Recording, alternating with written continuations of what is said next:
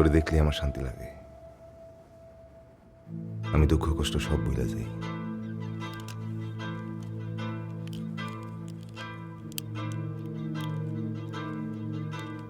নে চশমা নে, তুই কিন্তু চশমাতেই সুন্দর, বুঝছস?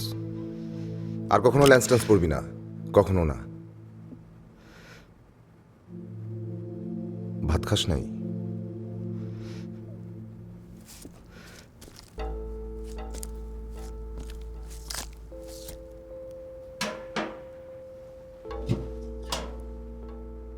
বাথরুমে যাস নাই?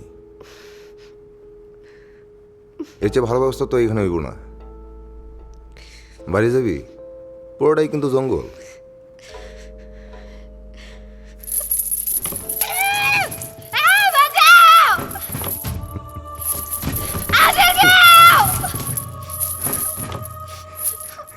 কেউ নাই, বাইরে পুরোটাই জঙ্গল। দিন রাত এক করে চিল্লাইলেও কেউ আইব না। আর বাথরুমে কি যাইবি? খাওয়া দাওয়া বন্ধ করে রাখছোস।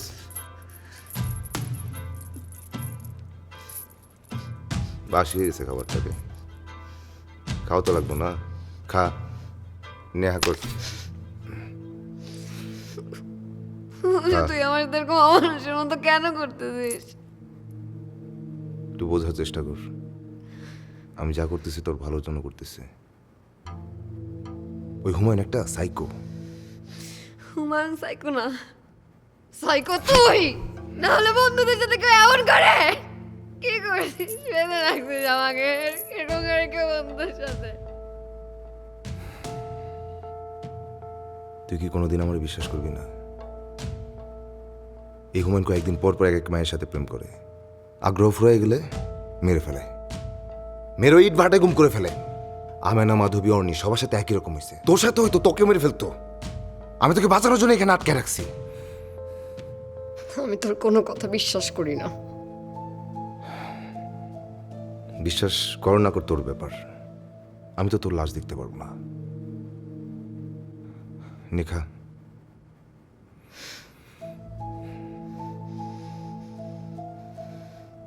খা। মঞ্জু, আমাকে মুক্তি দে।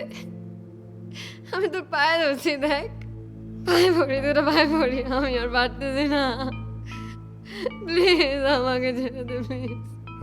আর বেশি দিন থাকা লাগবে না, কয়েকটা দিন অপেক্ষা কর।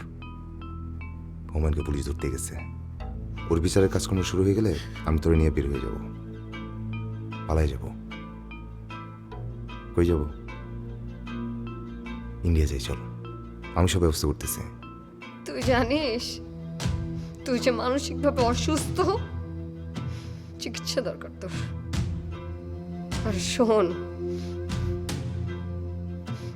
আমি তোকে ভালোবাসি না, আমি হুমায়ুনকে ভালোবাসি। আমার মনে তোর জন্য শুধু ঘৃণা। থু!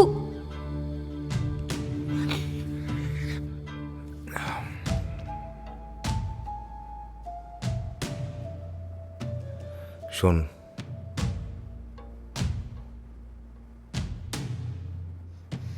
তুই বুঝবি একদিন, ঠিকই তুই আমাকে বুঝতে পারবি, যখন আসলে প্রমাণ হয়ে যাবে না হুমায়ুন একটা ধর্ষক, লম্পট, খুনি। সেদিন ঠিকই তুই আমারে বুঝবি। মন খারাপ করিস না আমার উপরে।